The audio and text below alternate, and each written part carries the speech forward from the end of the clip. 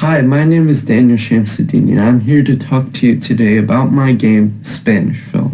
The educational goal of my game is to teach and reinforce knowledge of Spanish vocabulary words in the user.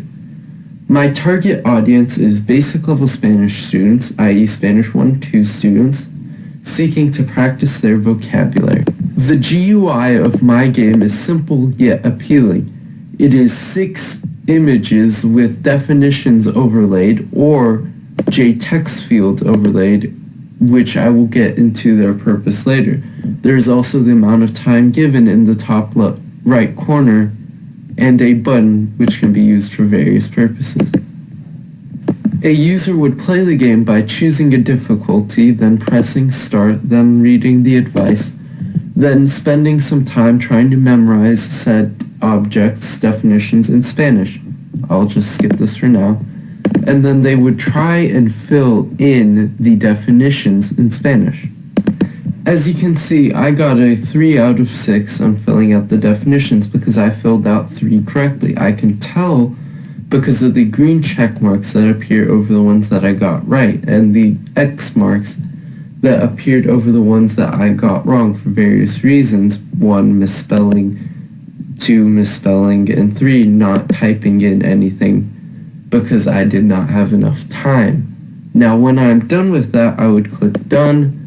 I would be asked if I want to restart. I would say yes, I want to restart. And that would take me back to the beginning where I can change my difficulty according to how well I did.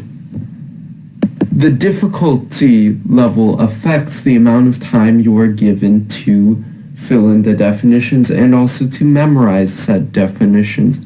As of this moment, it does not work, but what I just tried was normal difficulty, which has 20 seconds for trying to memorize the definitions and 20 seconds extra for trying to fill them in.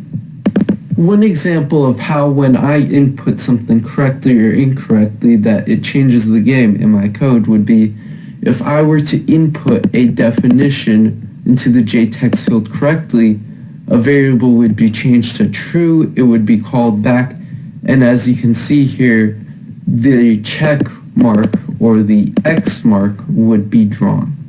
Now the proper answers for all these vocabulary words are stored in an array of strings, and these definitions are fixed. They cannot be changed. They are in a specific order as to preserve the integrity of the definition. This very same array is also used to print out the definitions for when you want to see the definitions when you're trying to memorize them.